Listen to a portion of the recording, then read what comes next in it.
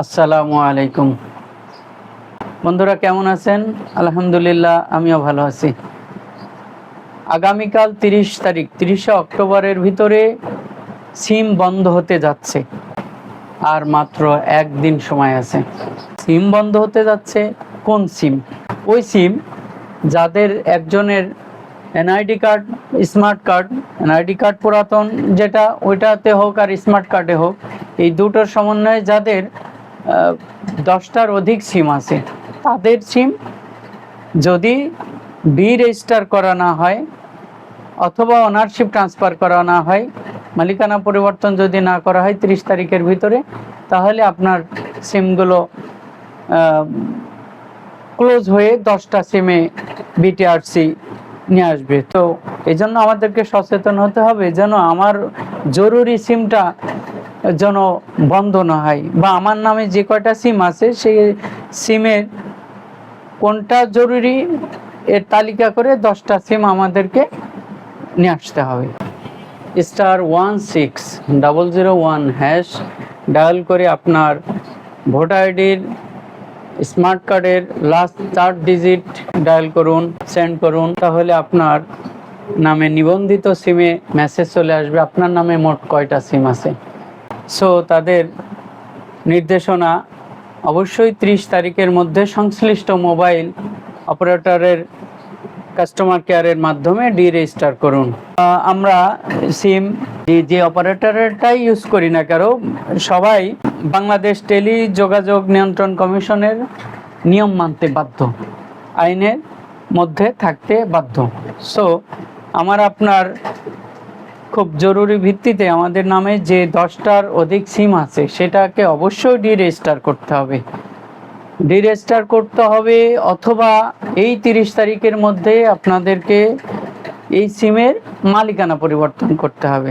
Register যদি করেন আপনার টোটাল সিম থেকে এটা ক্লোজ হয়ে যাবে। আবার যদি ওনারশিপ ট্রান্সফার করেন, অর্থাৎ আপনার শুভাকাঙ্ক্ষী পরিবারের কাউকে যদি আপনার রেগুলার একটা সিম চলতো, সেই সিমটা যদি কাউকে ট্রান্সফার করতে চান ট্রান্সফার করতে পারবেন।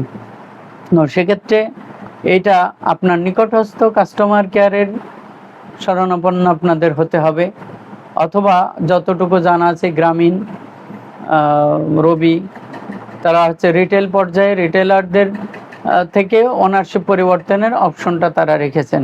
তো যাই হোক, যেটাই প্রয়োজন খুব দ্রুত এই সংক্ষেপ সময়ের মধ্যে, অর্থাৎ আগামীকাল 30 তারিখ, এই 30 তারিখের ভিতরেই আপনাদেরকে রেজিস্টার করতে হবে অথবা ওনারশিপ ট্রান্সফার করতে হবে। যেভাবেই হোক 10টা সিমের মধ্যে আপনার আমাকে আসতে হবে। না হলে এমনও হতে পারে আপনার রেগুলার একটা সিম আপনি জানেন না যে আপনার নামে 11টার উপর 10টার উপরে সিম আছে। একটা রেগুলার সিম যদি বন্ধ হয়ে যায় সেটা তো অসুবিধার কারণ হয়ে যাবে অনেক। এবং আরেকটা বিষয় আপনাদেরকে অবহিত করি, গ্রাম পর্যায়ে, শহর পর্যায়ে বিভিন্ন সময় কিছু অসাধু লোকজন, তারা কম বোঝালা মানুষ বা কম শিক্ষিত মানুষ যারা তো বিচক্ষণ না, তাদের কাছ থেকে সিম বিক্রয়ের নামে অসংখ্যবার ফিঙ্গারপ্রিন্ট নিয়ে তাদের কাছে সিম সেল করেছে। এমনও আছে যে তারা জানেই না যে আমি এতগুলো সিম, সে জানে যে একটা সিম কিনেছে, কিন্তু দেখা যাচ্ছে যে তার নামে, আমি নিজেও দেখেছি যে আমার দোকানের পাশে একজন আছে, একদিন ডায়াল করে দেখছি যে তার নামে হচ্ছে অনেকগুলো সিম, টেলিটক অসংখ্য সিম। বলছে যে এতগুলো সিম আপনি কিনেছেন? বলছে না তো বাবা, আমি সিম কিনিনি। তাহলে কি হয়েছিল বলেন? কয়েকজন লোক আসছিল, ওরা বলছে যে আপনার ছাপ আছে না, আবার ছাপ দেন।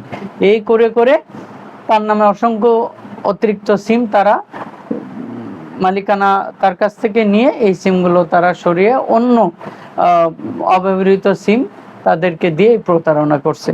তো যাই হোক, যা গেছে। এখন দেখার সময় যে আপনার নামে কয়টা সিম আছে, আপনি ওই লিস্টে তো দেখতে পাচ্ছেন যে কয়টা সিম, সেখান থেকে শর্টিং করে যেটা আপনার জরুরি সিমগুলো রেখে বাকি সিমগুলো অবশ্যই আগামীকালকের অর্থাৎ 30শে অক্টোবর এর মধ্যে অবশ্যই আপনাদেরকে এটা ক্লিয়ার করতে হবে। 30 অক্টোবরের ভিতরে আপনাদেরকে অবশ্যই 10টা সিমে নিয়ে আসতে হবে, সেটা ডিরেজিস্টার করে হোক অথবা মালিকানা পরিবর্তন করে হোক, যেভাবেই হোক সেটা 30 তারিখের ভিতরে আপনাদেরকে এটা করতে হবে এবং এটা খুবই জরুরি। তো যাই হোক, যেটা আপনার পরিচিত যে নাম্বারটা, সেই নাম্বারটা অবশ্যই রেখে বাকি নাম্বারগুলো আগামীকাল 30 তারিখের ভিতরে ডিরেজিস্টার করুন, করে আপনি নিশ্চিত থাকুন। সবাইকে অসংখ্য ধন্যবাদ সাথে থাকার জন্য। আসসালামু আলাইকুম রহমতুল্লাহ।